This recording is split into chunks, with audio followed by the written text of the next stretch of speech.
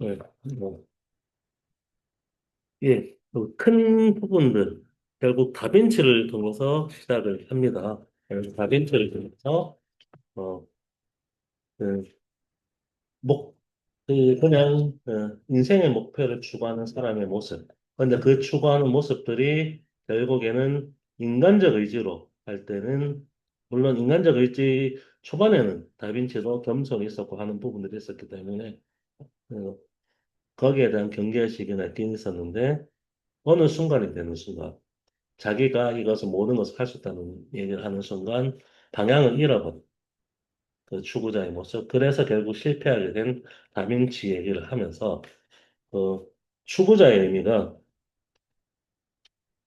진정한 목표를 향해 나아가는 것으로 보아야 한다는 부분에서 오해를 일단은 교정하는 부분들을 얘기하고 있고요. 그리고 추구하는 것의 네 가지 단계를 얘기하면서 앞에 있는 두 단계는 크게 비판하고 있고 마지막 두 번째 그 다음 두 단계는 모습이 비슷하지만 그 방향이 좀 다르기 때문에 진정한 목표라서 아가페에 기초한 추구자의 모습들이 필요하다라는 것들을 말하고 있는데 첫 번째 얘기가 우리가 지금 현재 보고 있는 아무 곳에나 어떤 그 추구 자체가 목표가 되는 것이죠. 무엇을 추구한다라는 것은 살아보는지. 그래야 되는 순간 실제로는 그 무언가를 목적의식을 가지고 대하는 것이 아니라 목적의식 없으면 그냥 나는 추구하는 것 자체만 추구하고 있다라는 것들을 보여주고 있는 그런 모습들을 얘기하고 있고 두 번째 모습이 그 동양 종교 특히 불교하고 관련되죠. 그러니까 추구하는 것 자체가 욕망이기 때문에 잘못되고 그런 것을 피우는 이건 동양 종교도 해당이 되고 인도 범죄론도 해당이 되는 건데 그런 부분들 두 가지를 또 비판하고 있고 우리가 추구하는 방향을 통해서 무언가를 사랑한다는 마음을 가지고 추구를 하고 그 사랑의 마음이 우리를 온전하게 만드는 부분들에 있어서 두 가지 의미가 긍정이 되긴 한데 하나는 에로스라는 의미에서 서구 철학에서 가장 궁극적인 주체가 무언가 의지를 가지고 추구하는 것들 그래서 그 사랑한 대상을 향해서 나가면서 그 사랑한 대상과 마주침으로써 온전하게 될 수 있다. 그런 내가 강조점이 항상 내가 무언가를 추구한다는 방향. 다빈치 모습하고도 닮아있죠. 그 방향과 그 추구 자체가 그 선하고 아름다운 행동이긴 하지만 그 방향은 우리가 무언가를 하는 것이 아니라 하나님이 우리를 추적하신다. 우리가 추구하는 것처럼 보이지만 하나님의 은혜라는 것들이 먼저 추적하는 일들이 있다라는 부분 얘기하면서 그래서 마지막에 뭔가 모순되는 말이 있는 건 추적당하는 추구자라고 하는 거예요. 하나님이 추적 먼저 하셨다는 사실을 거기에 기초해서 나가는 방향 그거가 진정한 추구자의 모습이에요. 그래서 진정한 추구자는 내가 무언가를 하는 것이 아니라 하나님께서 하셨다라는 그 추적의 기초에서 내가 추적할 수 있다는 부분을 얘기하는 추적당하는 추구자의 모습을 진정한 모습으로 얘기를 하고 있습니다. 잘 설명해 주시네. 그냥 늘 우리가 선택한 게 아니라 선택되어진 거다라는 이야기가 늘 많이 나오는데 그 안에서 늘 또 다른 선생님 말씀하셨처럼 모순이 좀 존재하는 거잖아요. 여기서도 그 얘기가 잠깐 저도 보여서 추구해야 되는데 선택되지 않는 사람은 추구해봐도 안 된다는 얘기잖아요. 거꾸로 나쁘게 해서 인간적으로 해석하자면 그러니까 나의 추구는 내가 추구하는 거지만 이미 설계되어 있는 것이었을 거고 너는 그걸 찾아가는 거다. 또는 어떤 어, 찾아가는 것? 근데 없는 것을 찾는 게 아니라 저기 있고 저기 있는 설계된 큰 힘을 추구해야만 볼 수 있다. 근데 네가 추구하지 않는다면 만나지 못할 것이다. 다다르지 못할 것이다. 그 얘기였던 것 같기도 그런 게 눈에 좀 보였어요. 그리고 제가 아까 지극히 인간적인 행복에 대한 이야기에서 추구하는 게 사랑이고 사랑이 욕망이고 욕망이 소유가 되고 소유가 행복이 된다라고 얘기를 했는데 진짜 딱 지금 살고 있는 우리가 이렇게 되는 것 같거든. 내가 뭘 추구하는가에 따라서 달라지는 것 같은데 이게 소유가 행복이 되거든요. 뭘 소유하는가가 많이 음, 그거에 따라서 내 행복이 무엇에 결정되는지 다른 것 같아요. 그래서 그런 면에서 반성하게 되는 부분도 있고 어려운 것 같아요. 그러니까 아주 당연한 이야기인데 너무나 쉬운 말인 것 같은데 옳은 길로만 추구하고 그 추구가 늘 맞다라는 확신에 찬 제대로 된 행동을 해야 된다라는 게 너무 쉽지만 너무 어려워. 제가 이거 책을, 그러니까 이 소명 지금 몇 번 안 했는데 굉장히 쉬운데 너무 어려운 거예요. 나 이거 못하고 있는데라는 생각과 이렇게 하는 게 교과서 위주로 공부해서 진짜 맨날 전교 1등만 해야 되는 것 같은 느낌이 들어서 차라리 되게 어려운 말을 설명하면 그 말을 이해하기 위해서 좀 애쓰면서 너무 어려운데 이런 생각을 할 건데 이건 너무 쉬운데 너무 어렵다는 생각이 오늘 약간 좀 들었습니다. 좀 네. 이게 어려운 내용이 아닌데 이걸 추구하는 순간 나의 인간이 무언가를 할 수 있다는 생각을 버려야지 가능하거든요. 사실.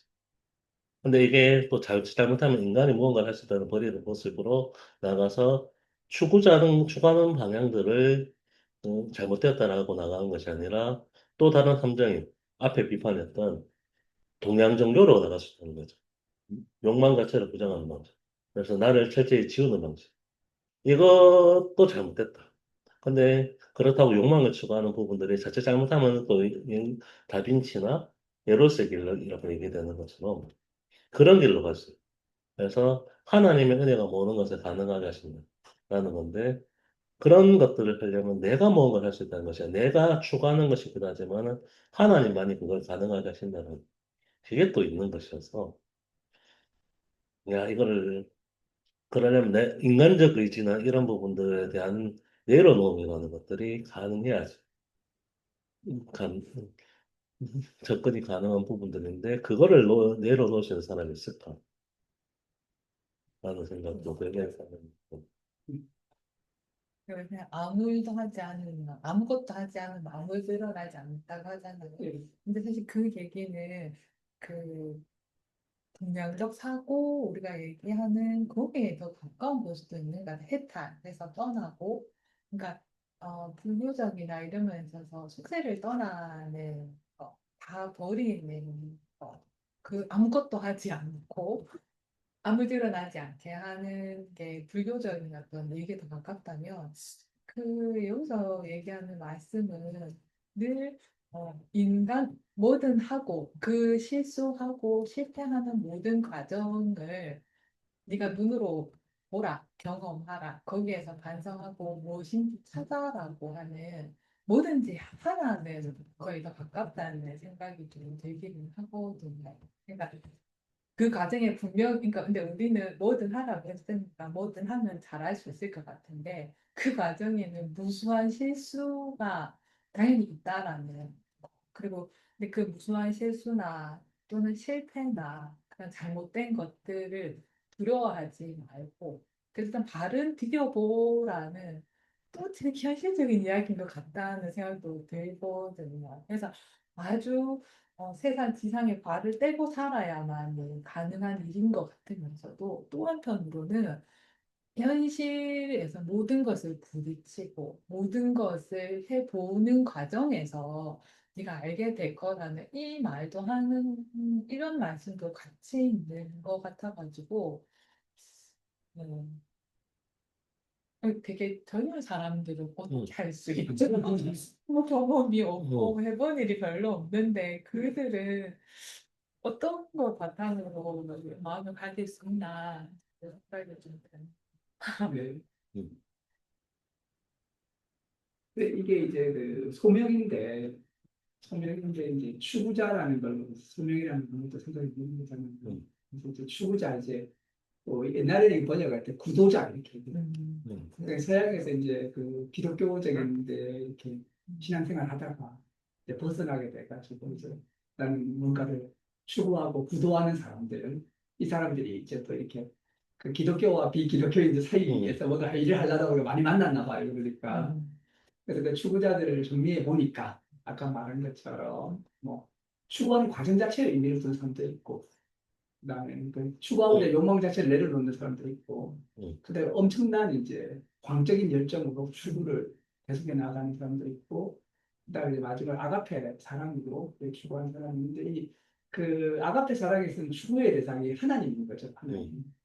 그러니까 이제 이게 뭐냐면 우리를 행복하게 해주지 못할 걸 추구하게 되면 이제 실망하게 된다는 게 암만 소유를 해도, 이게 이제 그 아우스누스가 이제 행복론인데 자주 이야기하는 건데, 열정적으로 사랑하고 추구했는데 걔는 우리 행복하게 못하는 거예요. 그러니까 그런 애를 사랑하고 막 부나 명예나 이런 걸 사랑하는 건 미친 짓이죠, 사실은. 근데 하나님이 이제 궁극적 행복인데, 아까 말씀하신 것처럼 이 하나님은 내가 추구한다고 다 찾을 수 있는 게 아니고 하나님 오셔야 하나님 편에서 우리를 가능해요. 발견해야 돼요. 그러니까 이제 이어서 이제 역전이 일어났죠. 추구자에서 발견된 자가 돼야 되는 발견된 사냥개가 나를 추격해가지고, 그러니까 여기부터는 또 노력의 차원을 넘어서는 거예요. 저쪽에서 이렇게 이쪽을 다 건드려 줘야지 우리가 만날 수 있다는 그런 사람 중에 한 분이 이제 C.S. 루이스가 무신론자로 살아가고 있는데 저쪽에 자기를 찾아온 거예요. 그러니까 이거 행복이라고 할 수 없고 뭐라고 할 수도 없는 게가 예상치 못한 기쁨 속에서 충격받아가 기독교인이 돼버리는 거죠. 이게 이런 식의 이제 그 하나님 편에서 우리는 찾아와야 되고, 이게 이제 여기서 말하는 이제 이 추구와 관련된 부르심, 소명, 소명의 일환인 것 같아요. 그래서 예, 추구가 예, 내가 추구하는 것이지만 여기서 말하고 있는 소명의 나눔에서 내가 하는 것이 아니라 예, 하나님 우리를 부르셨다라는 수동의 예, 의미가 또 같이 결합이 되어버려갖고 예, 이게 참 어렵죠. 예, 오히려 그런 소명이라는 부르심이라는 영역에 전적으로 되지 않는 것들이 어떻게 가능한가라는 예, 그 부분. 앞에 나가는 세 가지 모두가 인간이 무언가를 한다는 부분들을 특별히 강조하고 있는 부분들이 있거든요. 예, 그거 동양적 사고가 무언가를 내려놓는 것 같지만 그 내려놓음의 주체도 나를 항상 상정하고 내가 내려놓는다는 부분들이 조금 강조가 되어서 열반이 있는다는 부분도 내가 한다는 부분들이 되고 있는데 그런 방향과 무언가를 추구하고 있지만 그게 내가 추구한 것이 아니라 추구당했다라는 부분들에서 나오는 그 내려놓음 이게 어떻게 가능한가 인간으로 살아갑니다. 인간은 항상 내가 무언가 능동적으로 되기를 원하고 그게 좀 어려운 측면이 보강이 되고 있는 것 같아요. 그래서 그 네, C.S. 루이스 얘기하는 것처럼 그거 내가 무언가를 추구할 때는 무신론자가 되었는데 다가오는 순간 내가 무언가 할 수 있다는 거. 그래서 내가 스스로 무신론자로 살아가는데 이제는 불가능하게 되었다는 약간 냉소적 비꼬처럼 보이지만 그 고백이 있었다는 얘기를 부각하고 있는 것도 그런 이유 때문입니다.